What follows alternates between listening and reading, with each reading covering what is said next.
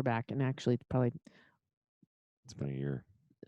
it's been since our last podcast. I think we're probably late January when this comes out. So Yeah, this is our first 2020 podcast. I'm kind of excited to sign papers and write names and dates just because 2019 was for me was kind of a pain in the ass. The 20 and the 1 and the 9. yeah, complicated Yeah, I'm excited to get back to writing two of the same numbers twice. twice. So, Patty, what did you think about our experience? So, if you listen to our last podcast, Patty and What I decided experience? to what? It's a joke. I said, what experience? Oh, well, I'm explaining it because I Oh, just thought the same thing. Like, if you didn't tune into the last podcast, you wouldn't know what we're talking about. So, Patty and I decided to take off to Mexico for Christmas because both of our kids had plans that changed, and so they weren't going to come to visit us. And we decided to go to Cancun, Mexico, to a clothing optional resort. And you heard a little bit about it from Horatio and Rita if you listen to the My Penis is a Dick episode. But we embarked on an adventure. yeah. It was a we went for the I gotta clear my throat, but I'll wait. We went for the we went for the purpose of curiosity, and I mean, you're doing a lot of research and stuff on sex, and so we kind of wanted to go under the guise of research a little bit, but the most of it was kind of just curiosity and wanting to kind of um, let go of any inhibitions that we might have and see what this thing's all about. So we did it. Yeah, and how did you feel like when on our way there? I was nervous Mm-hmm. because we all judge our bodies anyway, you know what I mean? And so there's that self judgment that we put on ourselves, and you're going to this place. And I mean, I did a bunch of research on it, so I kind of knew what to expect, and I wasn't blindsided by even one thing while we were there. But when you don't know going in, um, I was a little bit nervous. Well, and you didn't have to take off your clothes if you No, didn't it's want optional. to. That's right. I was But I nervous only too. brought 2 pairs of shorts and only one swimming suit. So Well, yeah, because we put all your we had recently put all of your summer clothes in storage, so that was poor planning on our part since this was sort of spur of the moment. yeah, exactly. I was also nervous. And then when we got there and the guy picked us up from the airport, I thought, oh my, I wonder if this guy thinks we're perverts. Because of the resort we were going to, the name of it's called Desire, and But I don't even, that I wasn't going to actually mention the name of the place, but I guess they did on the other podcast, right? yeah, we named it also. Yeah. Oh, I we thought did when we were talking about it before. I think so. Well, I mean, I don't know why we wouldn't name it. Yeah. It's called Desire Pearl in Puerto Morelos. Which is just outside of Cancun. But there's no way all those guys don't know what kind of a resort that is. I know, and plus since we've never been there, I didn't know if you're like going to pull up and everybody's wandering around the lobby naked, and one of the employees wearing. Anyway. Yep. So I was definitely self-conscious on the way there with the guy chatting with the driver. He never mentioned anything about it, so I didn't mention anything about it. And then when we got there, Esteban, who was like I don't know if he's in charge of all the people that are what do they call those people that get your luggage and stuff? I'm having a brain cramp. Well, there's bellmen, there's porters, there's I don't know, some of those. So he is one of those people. Yeah. When I got out of the car, he kissed me on the cheek, gave me a hug, and said, "Welcome home." Did he do that to you? No, I think he just pinched my ass. No, he didn't. No, he didn't do that. And I was like, They oh were all my, super respectful. Every single staff member we met there, incredibly nice. I mean, that was and I'd read that's what we could expect, and that's exactly what happened. yeah, everybody that worked there was super sweet. And I thought it was going to be weird because they are all fully dressed except for the people that do like the activities and stuff in the pool or the But they're still wearing board shorts and bikinis. I yeah, mean, they're still dressed. I thought it would be weird to not be dressed and have all those people dressed, but it wasn't a thing by the end. no. Yeah, so anyway, as soon as he did that, I was like, "Oh, that's so sweet." And he's fully dressed. We went in the lobby and everybody's dressed. Like a lot of people are really dressed up actually in the lobby. Hmm. And then they took us to our room and we had a patio that overlooked part of the pool. And I stood on that balcony the first few hours we were there and tried to see if I could see naked people. It was like being on a safari. Well, they kind of walked us. They gave us a tour, didn't they? And they walked us by the pool. But we were on the quiet end of the pool. There's two ends of the pool, and the quiet end has just little cabanas around it. Um, and then maybe 50 or 100 yards further, it's a pretty big pool. There's like where they're doing activities, and there's the bar and stuff like that. So The rowdy end.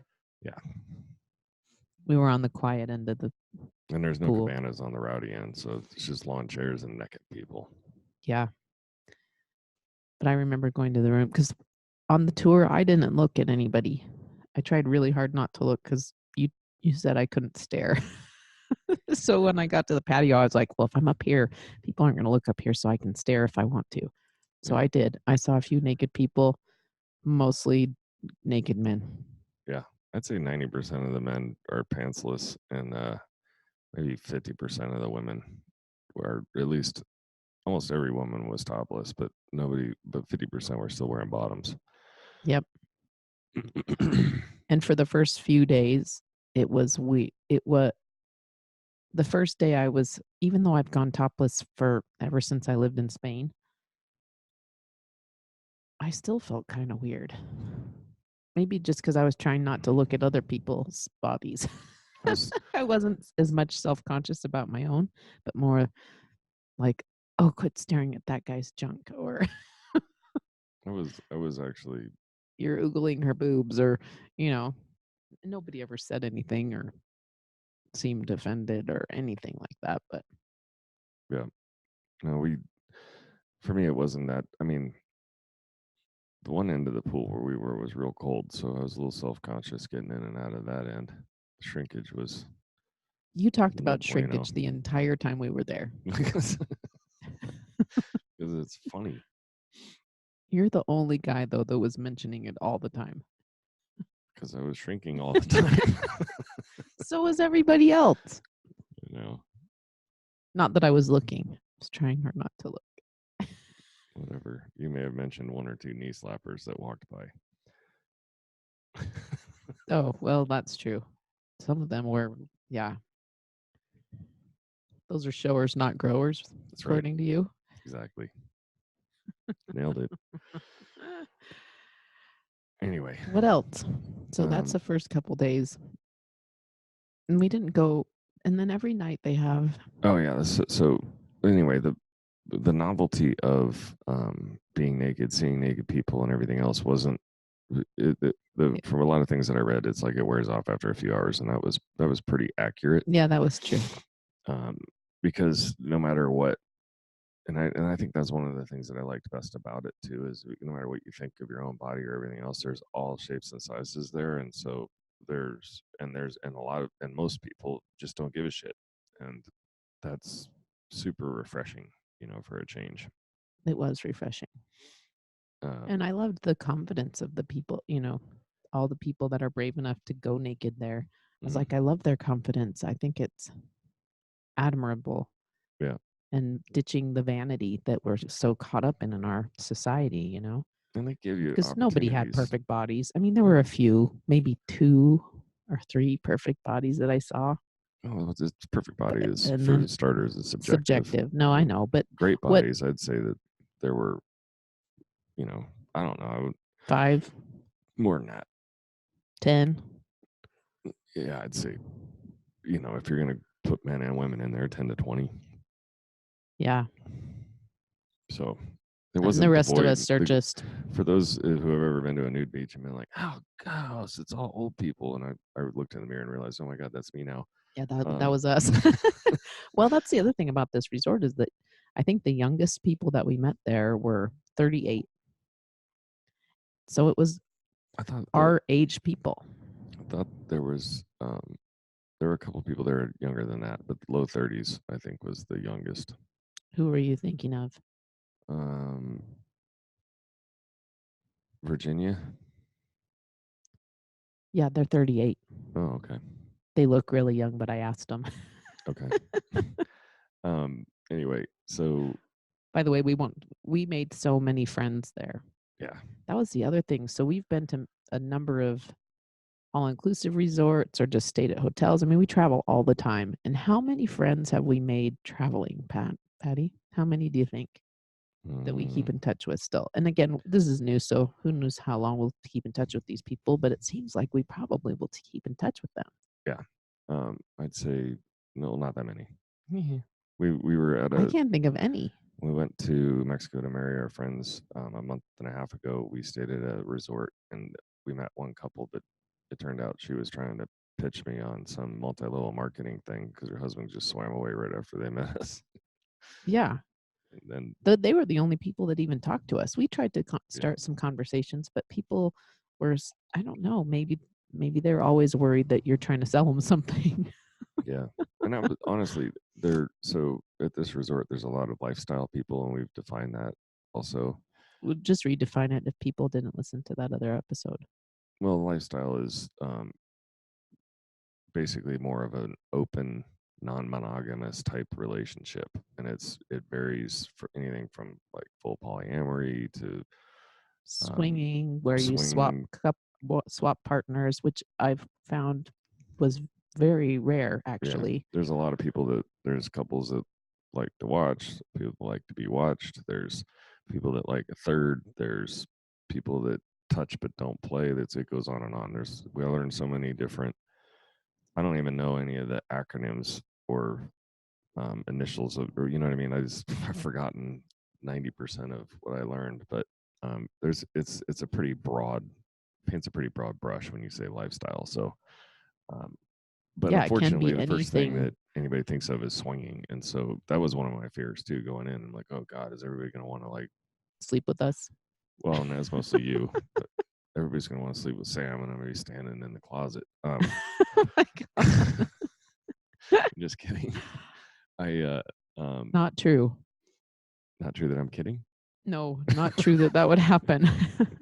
Anyway, yeah, so there was that fear that everybody, but I read a bunch of stuff that people are super respectful there, and that's exactly what happened too. People were very, very respectful, and people would ask us, "Are you in a lifestyle?" And then our answer basically was, "We have no idea."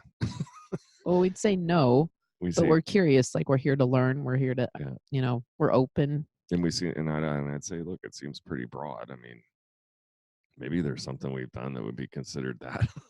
Yeah, well, there is. I think Yeah, there is, but but it's been a long time. there were definitely a couple of friends that we met that were probably interested in more than that in the beginning, but once they know that, oh, these are just going to be Friends regular of ours. friends. Well, that was something else too that I thought was really interesting. Somebody was saying, when you're in the lifestyle, it's almost like, you're it's almost like dating. You're trying to find another couple that you might decide you want to play around with, or you just meet people that you have friendships with. And that's, I think, what makes this resort so successful when it comes to meeting people and developing friendships is just that everybody's interested in everyone no matter where they are. Yeah, do you think that's just because of the sex part of it? Or do you think it's because I'm not super sexual, right? I Mm. mean, I don't walk around and think, as everyone knows because of my TED talk, or they will know if they listen to it, that I have responsive desire, and I didn't even seeing some of the things that we saw there, because there are people, you know, Getting pretty getting frisky in some of those frisky in some of cabanas. the exactly. There's a few areas where they they call it where they can have coochie coochie. Remember when they were giving us the tour, they're like, "Oh, this is the coochie coochie's jacuzzi." But even seeing those things, I wasn't like, "Oh, I'm so turned on by any of it." And yeah, I don't know how you felt, but it didn't, even though it's very sexually charged and there is a lot of sex going on, and I just never felt, I don't know where I'm trying to go with this. Well, I think it ramped up our um, that Intimacy. yeah, definitely because there is a lot of that going on, and so I don't know that I'm sitting there, realizing, oh, geez, I think those two people over there are getting it on. Um, and Well, I I in fact, the first time I was like, "Oh, I'm staring again." Yeah, but And I'm then saying somebody else I said, don't think I was getting aroused or anything like that. But when I get back to the room, I'm like, we're looking at you naked all day is like, okay, let's go take a little wee time. "Oh, that's so cute, honey." Anyway, that's what it was for We me. did have great sex the whole time we were there. Yeah, it was good. And then yeah, there I was going somewhere, and I forgot. Yeah, Oh, me too.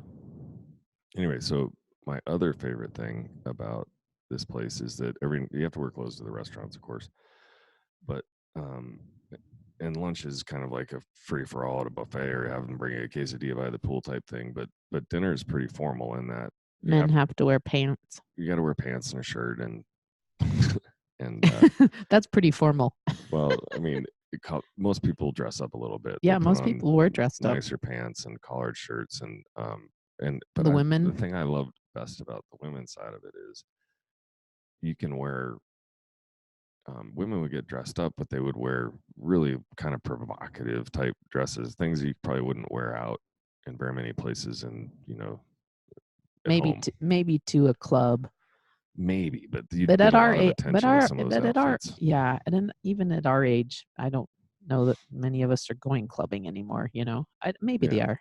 You might see something like this on the red carpet if the light hits just right, where it's giant low plunging neckline and you can see through it and stuff like that. You know what I mean? Yeah, So like there's movie stars are wearing shit like what we yeah, saw. but that was awesome. I loved and we joked around and called it put on one of those slutty dresses. Um, but I love that you could wear like a really sexy kind of slutty dress and you didn't have to worry if somebody could see your boob or anything because they've been looking at it all day. Yeah, exactly. So Well, and I was like, "Oh, we have to come back because I wanna buy some slutty dresses, some really cool she ones." wanted to buy some on her own rather than the ones I bought off of Amazon. Like this one's only $20, so if she hates it, They were fine. I mean, I yeah, wore them, I know. and they weren't even very slutty compared to what we saw. Yeah, They weren't very provocative. yeah, I was probably one of the most conservatively dressed women in the club, for sure. yeah, Yeah. maybe. I mean, it's yeah, it's a little bit. So when you say the club, that's different than dinner because they would have a theme every night and a show, and that was outstanding too. They had professional dancers and acrobats, and these people are really really talented. And every night there's some kind of a theme, and then a lot of people. Get dressed up. There's you wouldn't believe the amount of luggage people are hauling into this place for a clothing optional resort. I was like, Jesus, I felt dumb because we brought a 50-pound bag. They're like, "Oh, Like they there's had like another couple that brought 5 of these." like a yeah, sexy fire outfit, and then on this night we're wearing this, and it's like, Yeah, they had, like, gods and goddesses night, and I can't just remember use the my rest of bed them. sheet for that night. That was an easy one. Yeah. Sam's idea, genius. Yeah, it was a toga. um. Anyway, so that was a lot of fun, and then they would the DJ would come out and they would dance for a few hours, and we danced every single night. So Except for I think the first night we didn't go to yeah, the we were club. tired. We were too We had a tired. red eye in there, and it was It it was a was time long for day. natty night. Plus, we were still kind of taking it all in, and then like, okay, let's not go ahead first. But anyway, by the end, we made a lot of good friends. We learned a whole ton of shit, and Do you but wanna talk a little bit about some of the shit we learned? I think I kind of already did when I defined lifestyle. That's something I couldn't have done before. Yeah, that's true. Um, yeah, we can always I think one of there are a couple of things that I took away from the experience that I thought were interesting, and one of them was that the women control all of it. that's true. As far as if a couple's going to be playing with another couple, The men are pretty much silent in the whole thing. There's sort of the unspoken rule that everyone told us that spoke to us, but they were like, the rule, we don't say it, but the women run everything. They choose which partners we may or may not play with.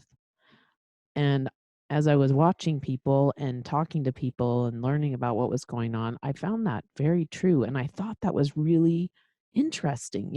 And one woman even said to me, she said, yes, the women absolutely control it. She said, but it's not it, it's not unheard of for my partner to sort of push me a little out of my comfort zone because I tend to be more conservative. I tend to not want to be as adventurous, and he's not ever going to he's not going to make me do anything, but he might be like, you should really give this a try. He'll encourage her to go outside of her comfort zone. And she said, and we all accept that, but not publicly. This all happens very privately, and a couple doesn't most of the couples that I talked to, they said, "Yeah, it's gotta be we both have to agree to whatever Yeah. we're doing together." Well, it was the same thing Horatio said in the last podcast. It has to be two yeses. Yeah. So, and the And first although yes usually has to come from her. So, yes, exactly.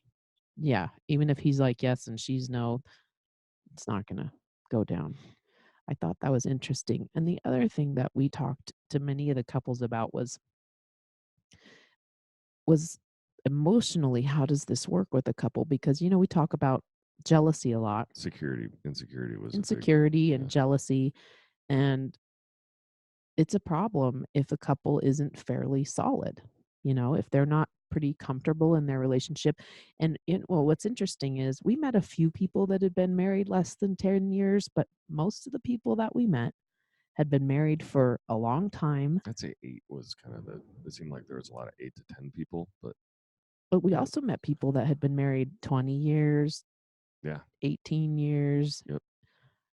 I don't know that we met anybody who'd been married longer than us, but we kind of I was a little surprised by that. I thought there would be, newer couples experimenting, and it wasn't like that. These were mostly well-established relationships where they've, chosen to be in the lifestyle and or come to these resorts. That's the other thing, is not everybody was in the lifestyle. We met a number of couples who were like, yeah, we're not in the lifestyle. We like coming here because we can be naked, we can wear, crazy outfits, and we like to dress up, and the people, we love the people are so open and friendly. And I just thought that was interesting. And one guy said, if there's any cracks in your relationship and you decide to, dapple in the lifestyle, it will break those wide open.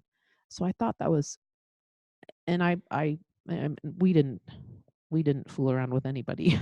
So we don't we didn't partake in any lifestyle activities, but I can see I could kind of see how that would be true. Wha- Oh, you mean are you talking about if you have holes in your relationship, how this would um, blow it open even Blow it open, further? like, Yeah, make it worse. you can't. This isn't This isn't something that something to go fix your relationship with, I yeah. guess, is what I'm trying to Even if say. you're somewhat broken,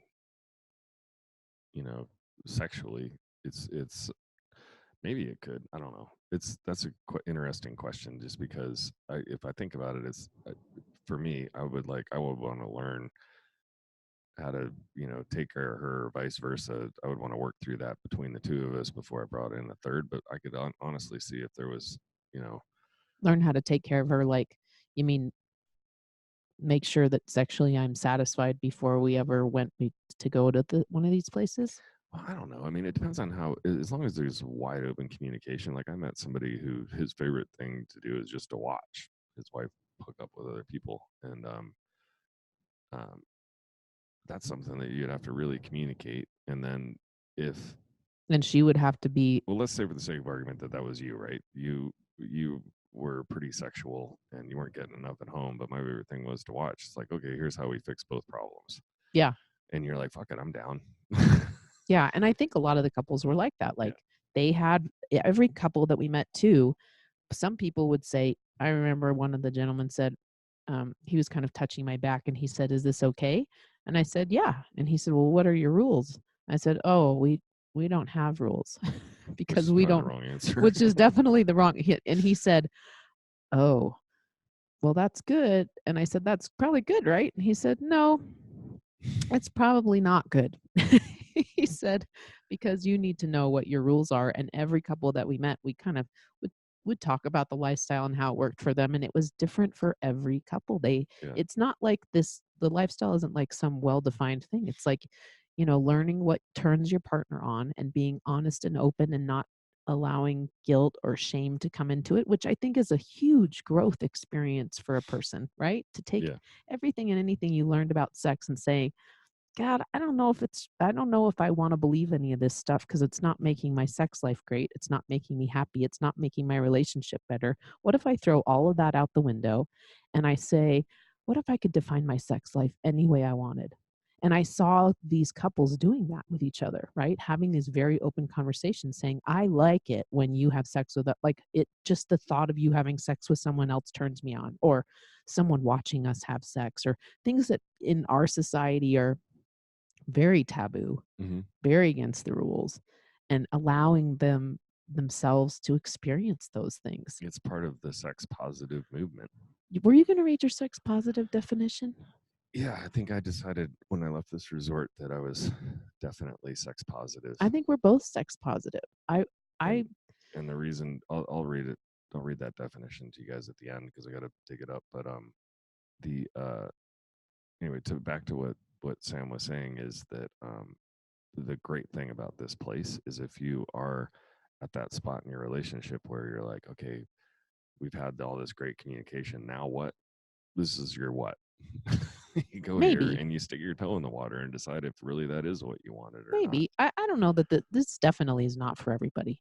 You know, people that yeah, this I don't think this is for everybody. No, I'm not saying it is. I'm saying Okay. if you're one of those, if you just had a conversation like you outlined, where actually, what I would really love to do is, you know what I mean? And I Is don't think, you know, I don't think that couples are even really, in my experience, speaking to lots of people about sex and their sex lives and what happens in them. There's a few things that I would say is true about most of the people that I have met and spoke with about their sex lives, which again, it's been a lot of people. I would say that most people, first of all, don't even know what their sexual fantasies are. I don't think people even allow themselves to go there or explore that part of themselves to know what might turn them on. I don't know how much fantasizing, and and again, I'm probably speaking more about women than men well, it's because because I have more. I mean, quite honestly, women come to me and speak to me about their sex lives much more than men do. It's not unusual that men will talk to me about it, but mostly it's women, and they have a lot of questions, and they're scared, and they feel guilty, and there's a lot of shame. And when I ask women about how in touch they are with their own fantasies, or even what turns them on, most of us don't know. We haven't even allowed ourselves that.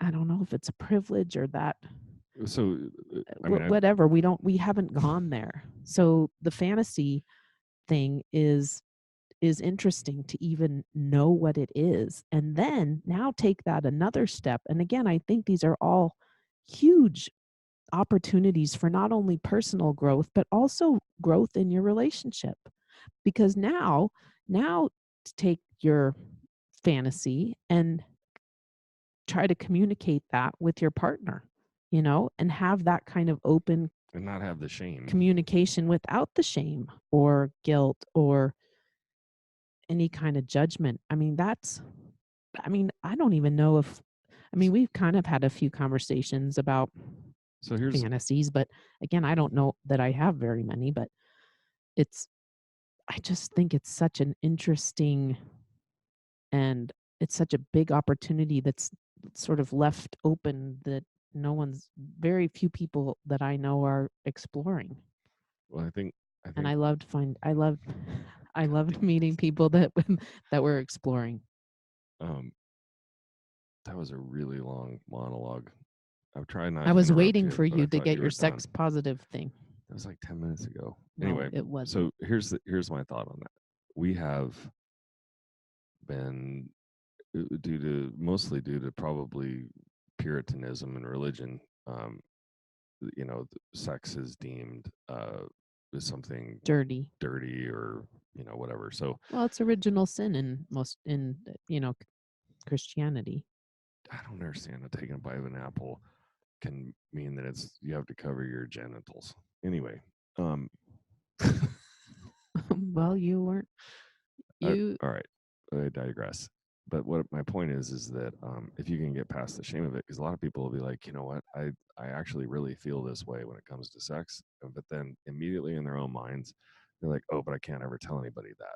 That's dirty. That's bad. I mean, if it's legal and consensual, then if you can just put all that aside and not judge, then especially yourself, then that opens the door for communication, and then that opens the door for you potentially being sexually healthy. So that's basically what the sex positive movement is. That's the thing that I was telling you that I just learned, and I'll read the Wikipedia,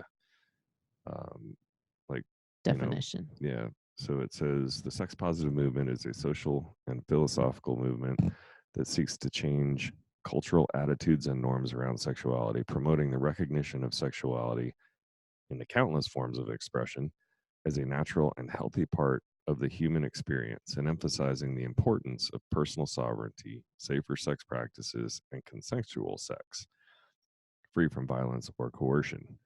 It covers every aspect of sexual identity, including gender expression, orientation, relationship to the body positivity, nudity, choice, relationship style choice, reproductive rights, and anything else society has lumped under the umbrella, which is super important because It's a lot of stuff. it's an umbrella that people just keep shoving shit under, and there's so much variance in there. But sex positivity is an attitude towards human sexuality that regards all consensual sexual activities as fundamentally healthy and pleasurable, encouraging sexual pleasure and experimentation. The sex positive the sex positive movement also advocates for comprehensive sex education and safer sex as part of its campaign.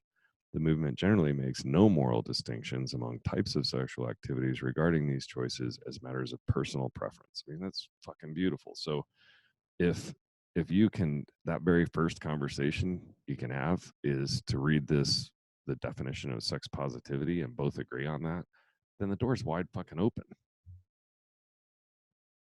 Yep. And if you can't get there, then that's fine too. Yep. And it doesn't mean that you have to go out and do anything, but if you can, what it does do is open the door wide for honest communication without shame or guilt. So I'm all for that. Me too. And judgment. That's the other one, judgment. No judgment. Because when you read that whole definition, there isn't any room left for judgment. Yeah, and judgment is dangerous. Right. And hurtful and kind of the opposite of kindness, I think. And acceptance. That should be the title of this podcast. Judgment is the opposite of acceptance. The not so perfect couple got naked and sex positive. I didn't get I never went naked. You did. You went into the jacuzzi sometime. That's right. Naked? At night. Yeah. At night, I got into the jacuzzi naked a couple times. Anything else we want to say about this? I kind of wanted to mention. I think I said this in a previous podcast when I was doing some of my breakdowns of my TEDx talk about sex, but the way that the things that define what turn us on are not genetic. They don't come through your genes. They're not true for everyone. They're learned, but they're learned like imprinting. And I'm pretty sure I talked about this, but I just want to mention it again. They're learned like imprinting. Like my mom had a baby duck when she was little, and what happens with a lot of fowl, like ducks and geese and that kind of thing, there's a certain point in their, like after they're born, where their minds, as they are developing, whatever they see, that moves and has certain qualities, they think that's their mother. So hopefully their mother's around and they imprint on their mother. Well, this little duckling imprinted on my grandmother's vacuum. So it thought the vacuum was its mother, and it would sleep in the closet and chase that vacuum all around. Our sexuality and what turns us on, the things that, create sexual desire in us, they happen the same way, like imprinting. And it happens during puberty time. And, some of your first sexual experiences are what will imprint on you as sexually relevant. Which is why we have so many pole dancers. Sexually relevant and sexually what? So women, Attractive. a lot of girls, first time they slide down a pole, they're like, "Oh shit, this is it for me." Right? I don't think that I'm not sure that women think pole dancing is erotic for themselves. It's more of a show for somebody else. But sliding down a pole, and I read there's some book I read where there was, like Sliding down a pole was an erotic thing. it was like the first sexual experience that the person in the book had, and they wrote about it. But whatever. Oh, that makes sense. Yeah, that makes sense. I was mostly joking about the pole dancer thing. Yeah. And I guess you would have had to read the book too. So Yeah. that was a joke just for me. Good one, honey. Yeah. Anyway, we can't choose what turns us on. We don't get to pick that. It happens to us as a learning experience that's subconscious, like imprinting during puberty. So to be ashamed of whatever that ends up being, as long as whatever you end up doing is consensual, I just don't think we should have shame or guilt around it. Or judgment. Yeah, or judgment. Because the shame and the guilt comes from the judgment. The fear of being judged, yeah. Yeah. All right. That was a good one. We crushed this one. We should just stick around and answer any questions.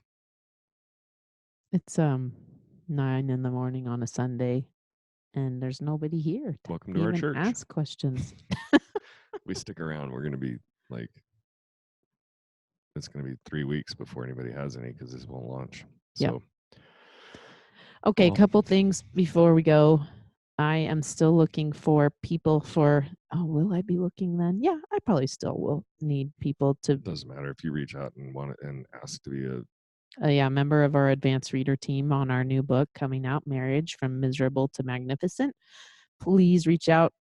You can come through our website through the contact us, or you can just email me at sam@biggerlove.com. Any other announcements that we have? Well, I give one shout out to the Desire Pearl Resort, just because I don't know, I think it's great that there's a place where people can go and be naked and have a fun time and just be themselves, really. But yeah, I was going to say that. Yeah. Anyway. And everybody was really sweet. And shout out to all our new friends that we met there who were trusting enough to tell us their stories and their experiences. Yep. And we might even love to all of you. We might try to get a few on our podcast at some point. Yeah. So most of the people in the lifestyle are not advertising that. Most people don't talk to other people about that. It's because they're afraid of the judgment. Yeah. And people do judge that. Way more than they don't. Yep. Unfortunately. But we're working on that. Yeah, we'll keep working on it. All right. All right. Until next time, peeps. Yep. Peace out.